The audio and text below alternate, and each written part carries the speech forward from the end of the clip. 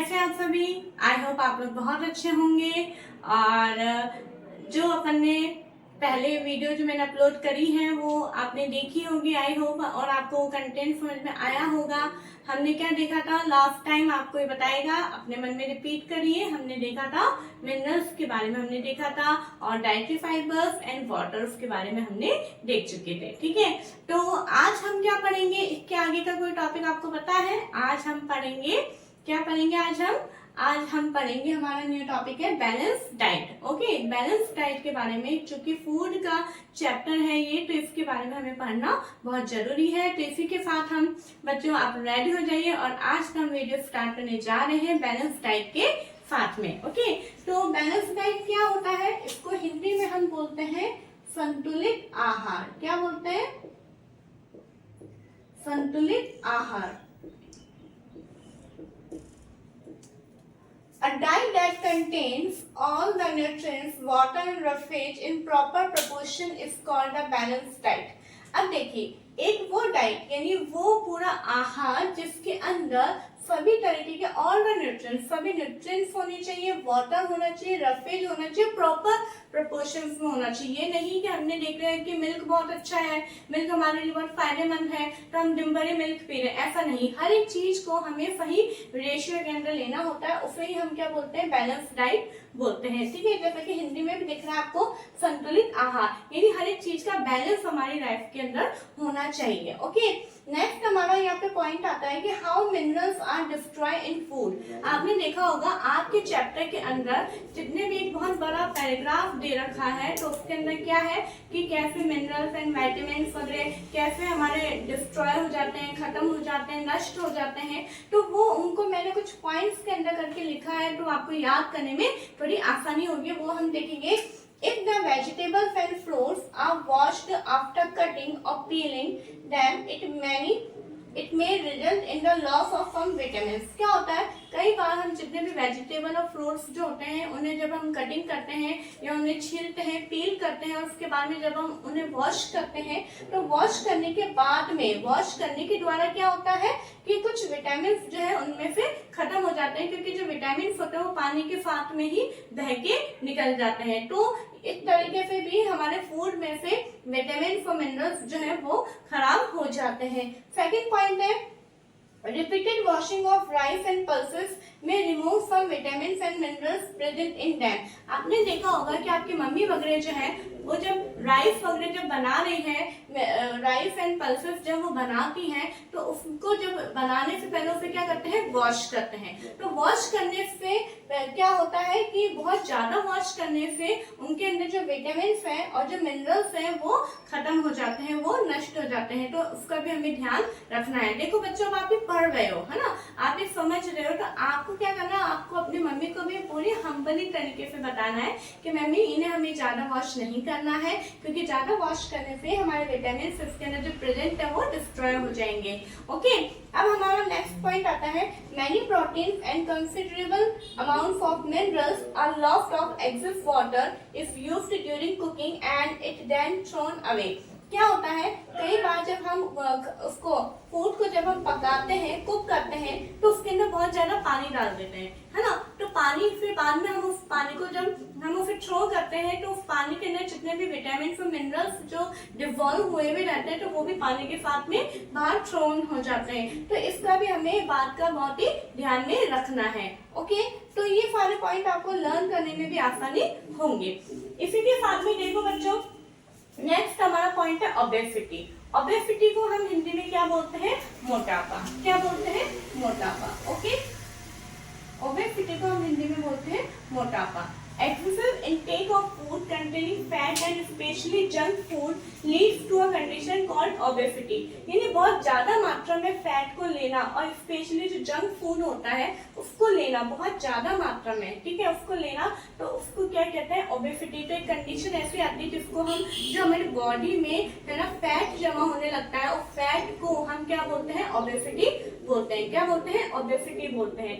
फिर आता है अंडर न्यूट्रिशन। अंडर न्यूट्रिशन क्या होता है, it is the condition that result due to lower intake of food than the amount required by the body. यानी एक वही एक ऐसी कंडीशन होती है, it is the condition that result due to lower intake of food then the amount required by the body. यानी हमारी body को जितनी अमाउंट की जरूरत है, जितना फूड उसको लेना है, उससे कम फूड अगर वो लेता है तो वो अंडर न्यूट्रिशन कहलाता है, यानी कुपोषण कहलाता है। ठीक है, फिर उसके बाद में है मेल न्यूट्रिशन। देखो ये दोनों डेफिनेशन आपके चैप्टर में नहीं है, लेकिन मैंने आपको थोड़ा सा नॉलेज देने के लिए बताया है कि आपके बुक में ओबेसिटी तो है कि अगर ज्यादा फूड ले लेते हैं तो वो ओबेसिटी होता है, लेकिन अगर हम जितना लेना चाहिए उससे अगर हम कम फूड ले रहे हैं तो क्या होगा, अंडर न्यूट्रिशन कंडीशन होगी। और यदि the imbalance of nutrients in the body result in a condition called malnutrition, यानी अगर न्यूट्रिएंट्स का इम्बैलेंस रहा, जैसे मैंने आपको मिल्क का बताया कि अगर आपने बहुत ज्यादा मिल्क पी लिया तो है ना, दिन भर मिल्क ही पीते रहे, बिल्कुल दाल नहीं लिया आपने, चावल नहीं लिए, चपाती नहीं ली, ठीक है, तो क्या हो गया, वो इम्बैलेंस हो गया। देखिए बैलेंस और इम्बैलेंस है ना, इसलिए अगर इम्बैलेंस हो जाता है हमारी बॉडी के अंदर न्यूट्रिएंट्स का तो एक कंडीशन आती है जिसको हम क्या बोलते हैं, मेल न्यूट्रिशन बोलते हैं। तो ये दो टर्म जो है मैंने आपको एक्स्ट्रा लिखवाई है और आई होप आपको ये समझ में आ रहा होगा। ठीक है, तो ये दोनों टर्म्स भी आपको अपनी कॉपी के अंदर नोट डाउन करनी है। ओके बच्चों, तो अब जो है हम इसके आगे का हम टॉपिक देखने जा रहे हैं, जो उसके लिए आप रेडी रहिए। पहले आप इसको लिखिए, आप इसका स्क्रीनशॉट भी ले सकते हैं।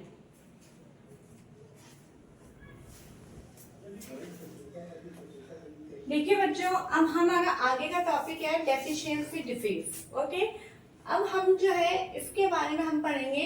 डेफिशिएंसी डिजीज क्या होती है कि disease that occur due to lack of nutrients over a long period are called deficiency disease. यानी हमारे फूड के अंदर बहुत लंबे समय तक अगर किसी न्यूट्रिएंट्स की कमी हो रही है तो उसे हम क्या बोलते हैं, डेफिशिएंसी डिजीज बोलते हैं। ओके, तो यहाँ पे क्या लिखा है, प्रोटीन डेफिशिएंसी, यानी अगर प्रोटीन की डेफिशिएंसी होती है तो क्या सिम्टम्स होते हैं, स्वेलिंग ऑफ फेस, यानी जो हमारा फेस है उसके ऊपर थोड़ी सूजन सी आने लगती है, डिसकलरेशन ऑफ हेयर, हमारे बालों का जो कलर है वो थोड़ा सा चेंज होने लग जाता है, स्किन डिजीज होने लग जाती है, डायरिया होने लग जाता है। ठीक है, डायरिया यानी लूज मोशन जिसको बोलते हैं वो होने लग जाता है। ऐसे हमने यहाँ पे लिखा है deficiency in carbohydrates and protein.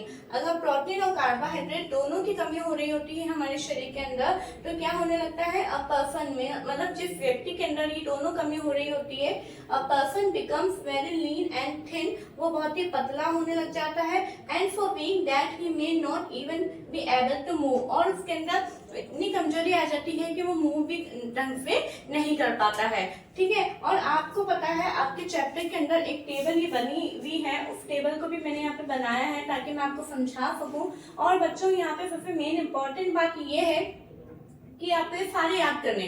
देखिए कितने कॉलम्स बने हुए, 1 2 3 4 5 6 7 इंटू 3 यानी 21। ठीक है, तो आपके इस टेबल पे 21 क्वेश्चन बनते हैं। कैसे, जैसे विटामिन ए की कमी से कौन सी डिजीज होती है, लॉस ऑफ विजन, यानी दिखने में कम होने लग जाता है। ठीक है, तो पूछा जा सकता है लॉस ऑफ विजन किस विटामिन की कमी से होता है, तो आंसर होगा हमारा विटामिन ए। आपसे ये भी पूछा जा सकता है what is the symptoms of vitamin A, vitamin A के क्या सिम्टम्स हैं, उसका क्या होगा, विटामिन ए की अगर कमी होने लग जाएगी तो पुअर विजन हो जाएगा, यानी दिखने में कमी होने लगेगी। Loss of vision in darkness night, यानी रात के अंदर जो है विजन मतलब देखना बहुत ही कम होने लग जाएगा। Sometimes complete loss of vision, और कई बार तो पूरा ही दिखने में कम दिखना ही बंद हो जाता है। ठीक है, इसी तरह से विटामिन बी1 की कमी से क्या होता है, बेरी डिजीज होती है। अब ये बेरी डिजीज में क्या होता है, weak muscles and very little energy to work, यानी जो मांसपेशियां होती है वो बहुत ही वीक होने लग जाती है और काम करने के लिए भी एनर्जी नहीं हो पाती है। ठीक है, इसी तरह से विटामिन सी की कमी से क्या होता है, स्कर्वी। अब देखो यहाँ पे आपको याद करने का एक आप ट्रिक ले सकते हो, vitamin B for berry, vitamin C for scurvy. यहाँ पे एस आ रहा है लेकिन बोलने में दोनों का थोड़ा सा सेम लग रहा है, तो इस तरह से आप ये विटामिन और कौन से विटामिन से कौन सी बीमारी हो रही है वो आप याद रख सकते हैं। ठीक है, तो स्कर्वी में क्या होता है, ब्लीडिंग गम्स यानी जो हमारे मसूड़े होते हैं उनमें से खून आने लग जाता है। Wounds take longer time to heal, और जहाँ पे भी हमारे कुछ कट वट लग जाते हैं तो उनको हील होने में यानी ठीक होने में बहुत ज्यादा टाइम लगता है। फिर है विटामिन डी। विटामिन डी की कमी से क्या होता है, रिकेट्स। इसमें क्या होता है, bones become soft and bend, इसमें हड्डियां इतनी सॉफ्ट होती हैं, अभी जैसे कि आप अपनी हड्डियों को आप दबा के देखिए, ये सॉफ्ट है, क्या अगर सॉफ्ट होती तो ये मुड़ जाती है ना, बैंड हो जाती, ये दब जाती, लेकिन हड्डियां सॉफ्ट नहीं होती, कठोर होती है, हार्ड होती है। लेकिन रिकेट्स में क्या होती है, हड्डियां बहुत ही सॉफ्ट हो जाती है, मुलायम होने लग जाती है, और मुलायम होगी तो वो बैंड भी होने लग जाती है। ऐसे कैल्शियम वगैरह का हम मिनरल्स के उसमें हमने पढ़ा था, है ना। कैल्शियम की कमी से बोन्स एंड टूथ डिके यानी हड्डियां और जो हमारे दांत है वो कमजोर होने लग जाते हैं, खराब होने लग जाते हैं। इसका सिम्टम क्या है, weak bones and tooth decay. अब है आयोडीन। आयोडीन की कमी से क्या होता है, गोइटर होता है। गोइटर में क्या होता है, glands in the neck appear swelling यानी जो हमारी गर्दन है उसकी जो मांसपेशियां हैं वो क्या होने लग जाती हैं, वो जो ग्लैंड्स है वो क्या होने लग जाती है, वो एकदम फूल जाता है। ठीक है, यहाँ से एकदम ऐसा बहुत मोटा सा आपको कभी आपने किसी की देखा हो तो वो नजर आता है। And mental disability in children, और बच्चों के अंदर मानसिक रोग उत्पन्न हो जाते हैं, वो मेंटली तौर पे वो ठीक नहीं होता है। इफ इट इज आयरन की कमी से क्या होता है, एनीमिया। और एनीमिया की अगर कमी होती है तो शरीर में हमारी वीकनेस रहती है, कमजोरी रहती है। कई बार आपने सुना होगा कुछ बच्चे होते हैं, बड़े होते हैं, उनको बोला जाता है इनको ब्लड चढ़ाया गया। क्यों? क्योंकि इनके अंदर कमजोरी थी। कमजोरी क्यों थी? क्योंकि उनके अंदर शरीर में उनके ब्लड की कमी हो गई है। जैसे कि मैंने अपन ने जब मिनरल का टॉपिक पढ़ा था तब मैंने बताया था कि आयरन जो होता है वो फॉर्मेशन ऑफ हीमोग्लोबिन को बनाने के काम में आता है। और हीमोग्लोबिन क्या होता है, ये मैं वापस बता रही हूँ। हीमोग्लोबिन जो है हमारे ब्लड के अंदर रेड ब्लड सेल्स होती हैं, उसके अंदर एक पिगमेंट होता है। ठीक है, तो वो अगर हीमोग्लोबिन कम होने लग जाएगा तो रेड ब्लड सेल्स पूरी नहीं बन पाएंगी, और वो पूरी नहीं बन पाएगी तो ब्लड भी पूरा नहीं बन पाएगा। इस तरीके से बच्चों आज हमारा ये टॉपिक यहाँ पे फिनिश होता है, कंप्लीट होता है, और इसी के साथ आज हमारा चैप्टर 1 भी पूरी तरीके से कंप्लीट हो गया है। और इसी के साथ में अब जो नेक्स्ट वीडियो आएगी वो एनसीईआरटी टेस्ट क्वेश्चंस की आएगी। वो आपको मैं बताऊंगी कि कॉपी के अंदर किस तरह से हम उसको नोट डाउन कर सकते हैं। क्वेश्चन आंसर तो आप सभी करते ही हैं उसको में, लेकिन एक पैटर्न जो जिससे आपका एकदम वर्क नीट एंड क्लीन और अच्छा लगे वो हम करने की पूरी कोशिश करेंगे। आज की अगर ये वीडियो आपको अच्छी लगे तो प्लीज लाइक कीजिए, शेयर कीजिए और सब्सक्राइब कीजिए। Thank you.